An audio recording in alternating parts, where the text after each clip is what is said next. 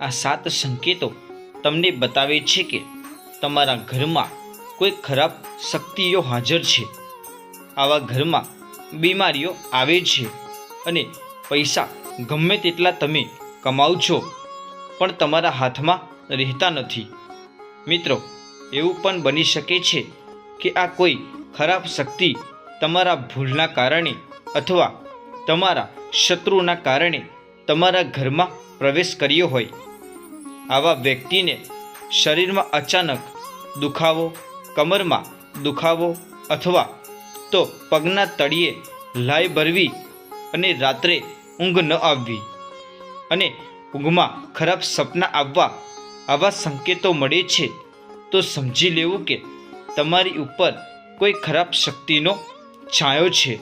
તો સંપૂર્ણપણે જાણકારી માટે વિડીયોના અંત સુધી ચોક્કસ જોડાયેલા રહેજો, કારણ કે વિડીયોમાં અમે તમને તેને દૂર કરવાના ઉપાય પણ જણાવીશું. જ્યારે વ્યક્તિને આ સંકેતો મળે છે ત્યારે વ્યક્તિના જીવનમાં કંઈક સારું થતું નથી. મન ખૂબ જ નિરાશામાં અનુભવે છે. દરેક કામમાં અડચણો કામ બગાડે છે. આપણા જ ઘરની વસ્તુઓ વિચિત્ર લાગવા લાગે છે.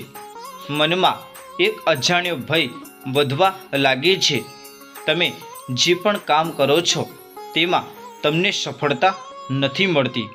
ઘણી વખત આપણી ઈચ્છા વિરુદ્ધ પણ કેટલીક ખરાબ શક્તિઓ ઘરમાં પ્રવેશ કરે છે, જેના કારણે તે આપણા જીવનમાં નિરાશા પેદા કરવા લાગે છે. આવો અમે તમને કેટલીક એવી વાતો જણાવીએ જે વધતી નકારાત્મકતા દર્શાવે છે. નંબર 1, કોઈની હાજરીનો અહેસાસ. ઘણી વખત આપણે આપણા જ ઘરમાં કેટલીક વિચિત્ર અવાજો સાંભળીએ છીએ જે આપણે પહેલાં ક્યારેય સાંભળ્યા નથી. જાણે કોઈની હાજરી સાંભળીને અચાનક જ દરવાજો ખુલતો હોય છે. કંઈક જ ખંજવાળનો કે કંઈક પડવાનો અવાજ, જેના કારણે આપણને ખ્યાલ આવે છે કે અમારા ઘરમાં કોઈ અજાણી વ્યક્તિ પણ હાજર છે.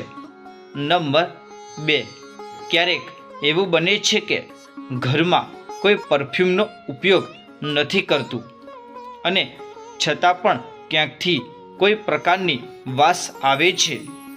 કેટલીક વાર તે સારું પણ માનવામાં આવે છે, પરંતુ તે ઘરમાં કોઈ અજાણી શક્તિની હાજરીનો પણ સંકેત હોઈ શકે છે. શક્ય છે કે કોઈ ભૂત પ્રેત તમારી પાસેથી પસાર થઈ હોય. નંબર 3, અચાનક એક દરવાજો ઝડપથી બંધ થઈ જાય. એવું બની શકે કે તમારા ઘરના કોઈ રૂમનો દરવાજો થોડોક ધક્કો માર્યા પછી પણ જોરદાર અવાજ સાથે ઝડપથી બંધ થઈ જાય છે. આવું થવું સારું માનવામાં આવતું નથી.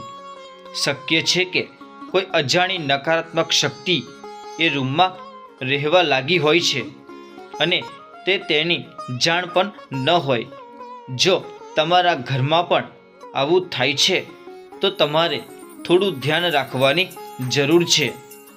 ઘણીવાર એવું જોવા મળ્યું છે કે આવી ખરાબ શક્તિઓ મહિલાઓને વધુ પકડે છે. મહિલાઓને માસિક અનિયમિત થવું, કમરમાં અતિસિદ્ધ દુખાવો, રાત્રે ઊંઘમાં એવું લાગ્યું કે છાતી પર કોઈ બેસી ગયું હોય અને અચાનક જ આંખ ખુલી જવી. જો આવું પણ તમારી સાથે થાય છે તો તમારે નીચે દર્શાવેલ ઉપાય ચોક્કસ કરવા જોઈએ. નંબર 4, જો તમારા ઘરની દિવાલો પર અચાનક વિચિત્ર ફોલ્લીઓ દેખાવા લાગે છે, તમારા ઘરનું પ્લાસ્ટર અચાનક કોઈ સીલ વગર પડી જાય છે, તો તે કોઈ બીજાની હાજરીનો સંકેત હોઈ શકે છે. દિવાલો પર કોઈના ખંજવાળ, વાળના નિશાન અથવા હાથની છાપ પણ દેખાઈ શકે છે. આ સંકેતો સારા માનવામાં આવતા નથી. નંબર 5, ઘરમાં રહેલી નકારાત્મક શક્તિઓની અસર એવી હોય છે કે જ્યારે આપણે અરીસામાં જોઈએ છીએ ત્યારે આપણને એવું લાગે છે કે આપણી પાછળથી કોઈ બીજું પણ દેખાઈ રહ્યું છે. પછી જ્યારે આપણે પાછળ વળીએ છીએ ત્યારે આપણને કંઈ દેખાતું નથી. જો કોઈ દુષ્ટ શક્તિ આપણા ઘરમાં ભૂતના રૂપમાં આવે છે તો આવું થઈ શકે છે. નંબર 6. ઘરમાં કેટલીક વસ્તુઓની એક નિશ્ચિત જગ્યા છે. જો આ વસ્તુઓ પોતાની જગ્યાએથી ગાયબ થવા લાગે છે તો સમજી લેવું જોઈએ કે કોઈ અજાણી શક્તિ તમારા ઘરમાં પ્રવેશી ગઈ છે, કારણ કે આ વસ્તુઓ કોઈ અદૃશ્ય શક્તિની ફેવરિટ બની ગઈ હશે. નંબર 7. જો અચાનક પવનનો એક ઝાટકો આવે અને તમને અથડાવે તો એવું લાગે છે કે તમને કોઈ સ્પર્શ કર્યો હોય તો તમે વિચારવામાં ખોટા નથી. આ સંકેતો દ્વારા દુષ્ટ શક્તિઓ તેમની હાજરીનો અહેસાસ કરાવે છે. મિત્રો, આ હતા અમુક એવા સંકેતો જે ઘરમાં કોઈ અદૃશ્ય શક્તિનો અહેસાસ કરાવે છે.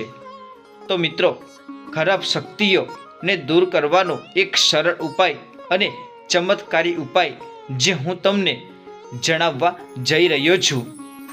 નંબર 1. મંગળવારના દિવસે પંચમુખી હનુમાનજી મહારાજનો ફોટો તમારા ઘરના મુખ્ય દ્વાર પર લગાવો. તેની નિયમિત પૂજા કરો, એટલે કે સવાર સાંજ અગરબત્તી કરવી જોઈએ. નંબર 2. નકારાત્મક શક્તિઓને દૂર કરવા માટે ઘરના મુખ્ય દ્વારની સામે તુલસીનો છોડ અવશ્ય લગાવો અને રોજ સાંજે ઘીનો દીવો પ્રગટાવો. નંબર 3.